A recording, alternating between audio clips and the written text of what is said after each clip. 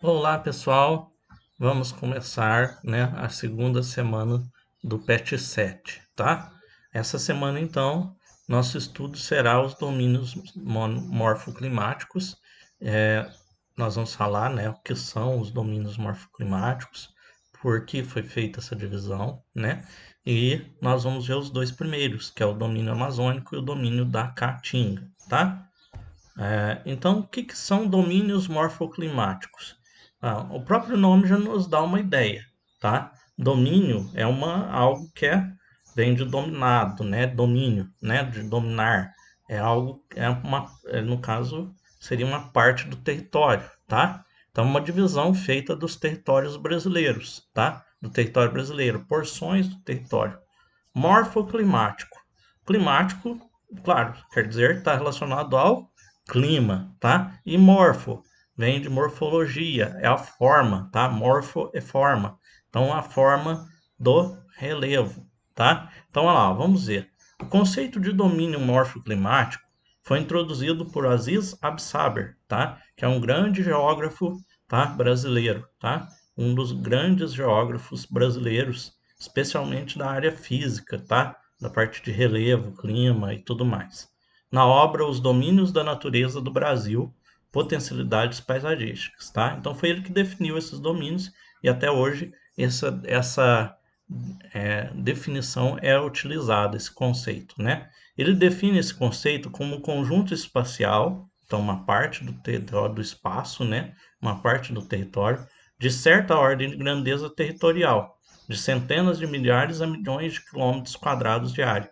Então, uma porção do território, né, brasileiro, no caso, ou do espaço, né, que faz parte do Brasil, certo? Então, ele é uma conjunto do espaço, que pode ser tanto pequeno quanto muito grande. Basicamente é isso que ele está falando. Onde haja uma combinação característica de relevo, tipos de solo, formas de vegetação, hidrografia e condições climáticas. Então, basicamente, gente, o que é um domínio morfoclimático? Uma porção do território que tenha todas essas características em comum. Tem um relevo em comum, né? A forma da superfície da Terra em comum, parecida. Tem os mesmos tipos de solo, né? Porque o solo não é um tipo só, não é só terra, são vários tipos de solo que existem, né? Com vários tipos de minerais e tudo mais, né? Por isso que, é, principalmente quem planta, tem que saber bem a formação do solo para poder saber o que ele pode plantar ali, né? Formas de vegetação, tem tipos de vegetação específica, hidrografia e condições climáticas, climas ou o mesmo tipo de clima, tá? Então, cada um dos domínios, nós vamos ver que cada um deles tem suas características próprias dentro desses diferentes é, tipos de características que nós estamos falando. Então, vamos lá. Foram reconhecidos 6 grandes domínios morfoclimáticos. 4 deles intertropicais, que são aqueles que estão dentro da área tropical, né? E ocupam 7 milhões de quilômetros quadrados, e 2 subtropicais, estão fora do trópico, né? Constituem 500 mil quilômetros quadrados do território brasileiro, se estendendo até países vizinhos. Então, a gente vai ver que alguns desses eles também pegam outros países, mas a gente vai falar mais da questão do Brasil, tá? Então, olha lá, quais que são esses domínios, então, esses territórios, essas porções do território com características comuns? Domínio amazônico, domínio da Caatinga, domínio dos mares de Morro, do Cerrado, domínio das araucárias e domínio das pradarias ou dos campos, tá? Então, olha lá, hoje nós vamos falar dos dois primeiros, o domínio amazônico e o domínio da Caatinga, tá? Então, olha lá, os domínios amazônico da Caatinga e do Cerrado devem ser diferenciados das suas vegetações típicas, que possuem os mesmos nomes. Então, quando a gente está falando domínio amazônico, a gente não está falando da floresta amazônica ou da formação do bioma amazônico, que é as plantas, né? Nós estamos falando do território com todas as características que englobam, inclusive, a vegetação amazônica. O domínio da Caatinga, ele recebe esse nome mas ele tem dentro dele a caatinga, mas ele tem outros elementos. Tem o clima, tem a hidrografia, tem o relevo, tá? Então não pode confundir um com o outro, né? Se eu perguntar o que é o domínio, como é o domínio amazônico, você não vai pegar a definição da floresta amazônica. É diferente, que a floresta é só a vegetação. O domínio é o todo do território que engloba, que pega a vegetação da floresta amazônica, tá? Então, olha lá. Entre as áreas de domínios vizinhos há sempre um interespaço de transição, uma área de transição, né? Entre elas, em que há uma tipo, é como se fosse um corredor, imagino, entre dois quartos, né? Entre duas áreas da casa. Essa área entre os domínios seria esse corredor, né? Entre os quartos. É uma área que não é nem de um nem de outro, tá? Olha lá, ele apresenta uma combinação diferente de vegetação, solos e relevo influenciado pelos domínios ao redor. Então, por exemplo, vamos pôr entre o domínio amazônico e o do Cerrado. Vai ter uma área de transição entre os dois, esse corredor. Esse corredor ele vai ter características tanto do domínio amazônico quanto do domínio cerrado. Tá? Ele tem tipo uma mistura dos dois. Tá? É uma área de transição entre os dois, como se fosse um corredor, como eu disse. A somatória das faixas de transição, de forma grosseira, equivale a 1 milhão de quilômetros quadrados, tá? Então aqui, ó, esse é um mapinha dos domínios morfoclimáticos, olha lá. Então nós temos o domínio amazônico, nós vamos ver que é o maior, né, em verde escuro aqui na região norte, domínio das caatingas no nordeste, olha lá, domínio dos cerrados, domínio dos mares de morros aqui no litoral e pega aqui o interior de Minas e São Paulo também, né? As araucárias, principalmente no sul, as pradarias ou campo lá no Rio Grande do Sul, e em amarelinho claro seria as áreas de transição. Olha lá. Então, olha lá, entre o que nem eu falei para vocês, entre a Amazônica, o Amazônico e a Caatinga, né? Entre o Amazônico e o Cerrado, entre Caatinga e Cerrado, entre Caatinga e o Mar de Morro, entre Mar de Morro e Cerrado. Entre todos eles nós vamos ter áreas de transição, né? Então, vamos aos dois dessa semana, então. Domínio amazônico é o maior do Brasil, né? A gente vê aqui no mapinha bem claramente que ele é o maior, né? Tem a maior área, né? Ocupa a maior parte. Está praticamente todo na região norte, porque tem algum pedacinho que pega região nordeste aqui, né? Uma pontinha, e um pouco pedacinho pega o centro-oeste, mas a grande parte fica na região norte, tá? No que diz respeito ao relevo. Então, nós vamos ver as características que a gente falou lá de cada um. Então, no caso do relevo, do domínio amazônico, olha lá, cuja composição, traça de um domínio cuja composição dá-se majoritariamente por terras baixas, né? Ou seja, o relevo, ele não é alto, né? Não tem grande altitude. Não é que nem aqui na nossa região, que tem muito morro, área alta, né? Do 800, 900 metros de altitude, né? Lá é tudo baixinho, né? E muito plano. Ah lá, locais de baixa latitude e grandes depressões, tá? Então, áreas muito planas ou até depressões, aquelas áreas, lembrando, depressão é aquela área que ela está abaixo das outras áreas, né? Se nós temos aqui uma área na altitude normal, a depressão ela está mais baixa do que as áreas em volta dela, né? O clima equatorial, né? Lembra lá dos climas que a gente estudou do Brasil, né? Clima equatorial é aquele clima típico das áreas próximas do Equador, né? Quente e úmido, então temperaturas elevadas, muita chuva, né? O ano todo, praticamente todo dia chove, tá?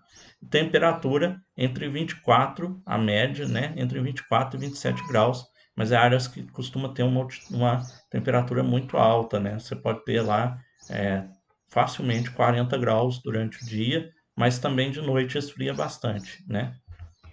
A hidrografia é um dos pontos de destaque desse coisa, visto que nele fica situada a maior bacia hidrográfica do mundo e do Brasil também, né? Do Brasil e do mundo, que é a bacia do Rio Amazonas, tá? A bacia hidrográfica amazônica, certo? Então, dentro desse domínio, nós temos a maior bacia hidrográfica do mundo. Então, por causa disso, nós vamos ter um grande volume de água, né? Uma presença muito grande e é muito utilizado, certo? Os solos são pobres, tá? são solos pobres, com poucos nutrientes e minerais.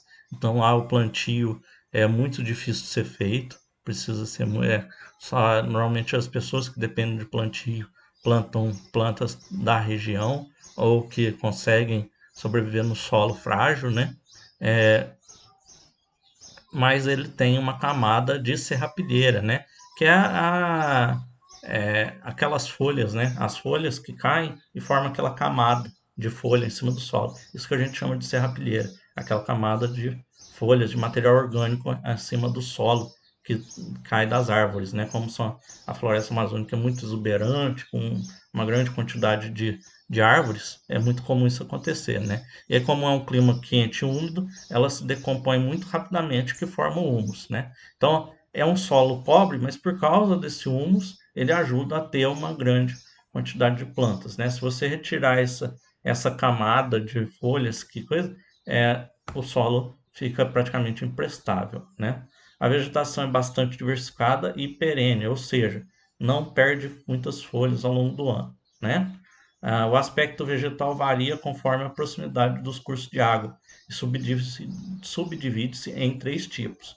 Então, a vegetação, aquilo que nós já vimos quando nós falamos da floresta amazônica, ela é dividida em três tipos, né? A mata de igapó, a mata de várzea e a mata de terra firme. Como que funciona cada um?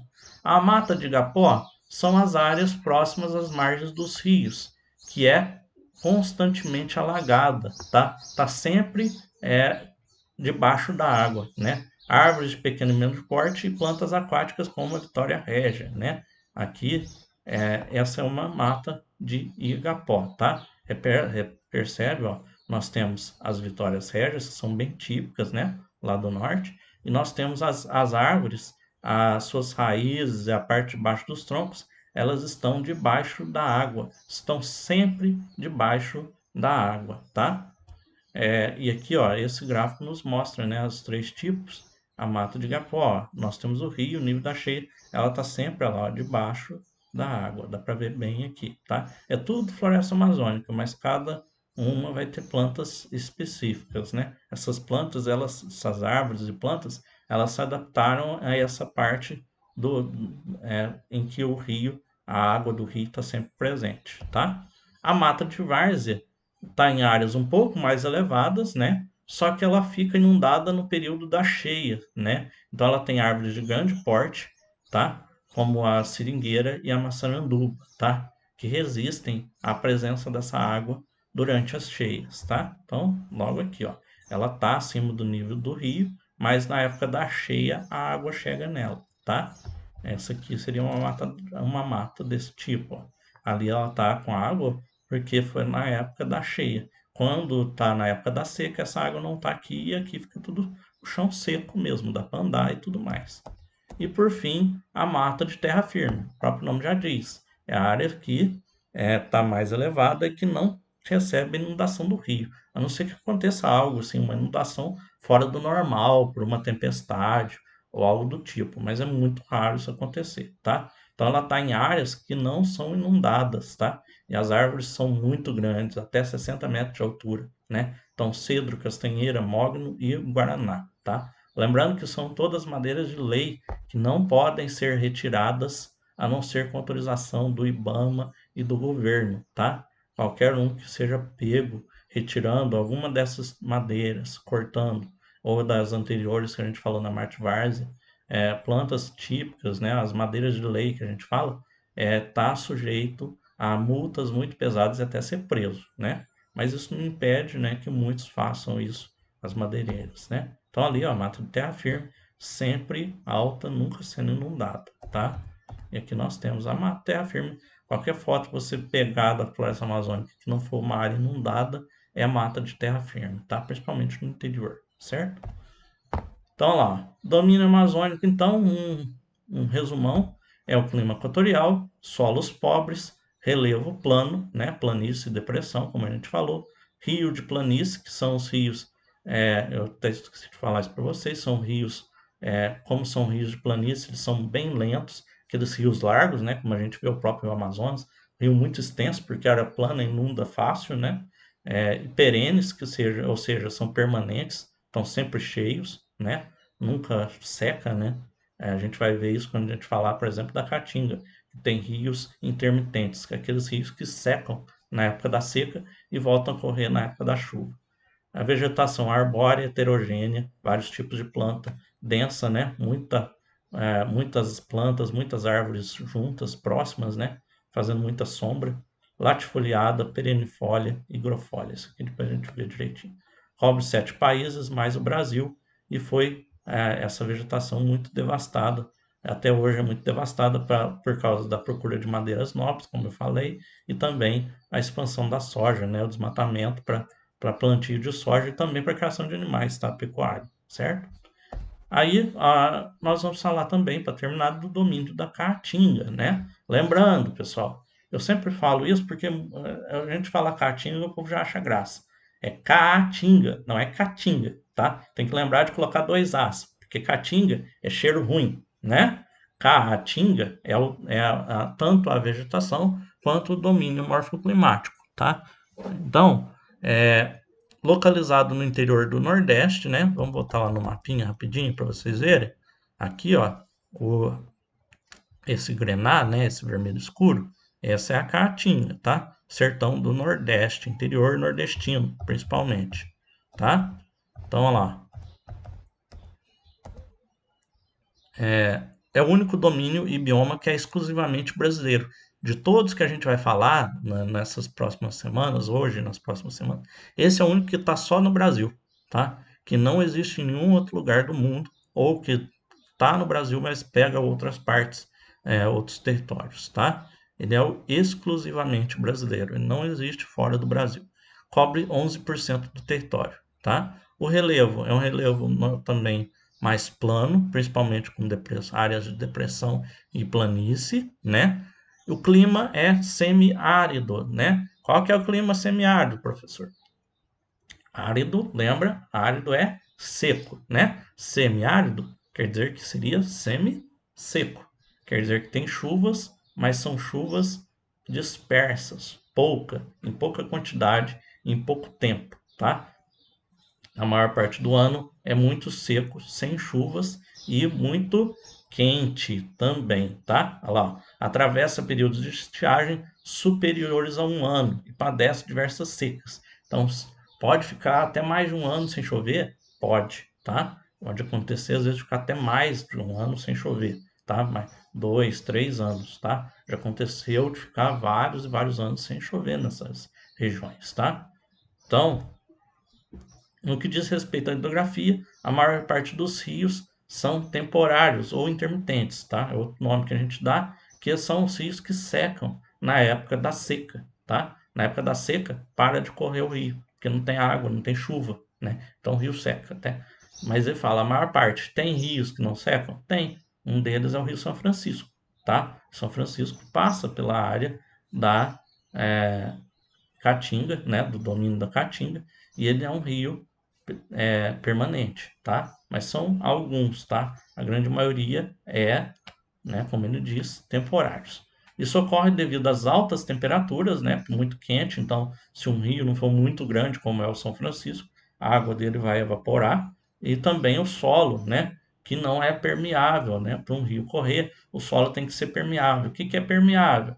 É aquilo que a água não infiltra, né? Aquele solo que a água passa, ou solo, qualquer coisa que a água passa e não vaza, né? Por exemplo, ó, o copo com água, ele é impermeável, tá? A água tá aqui dentro, ela não sai de dentro do copo. Se ele fosse feito se você pegar um tecido, por exemplo, essa toalhinha, eu não vou fazer isso aqui agora, mas se eu pegasse aqui e jogasse água, ela ia absorver essa água, né? E a parte da água ia passar por ela e cair no chão, né?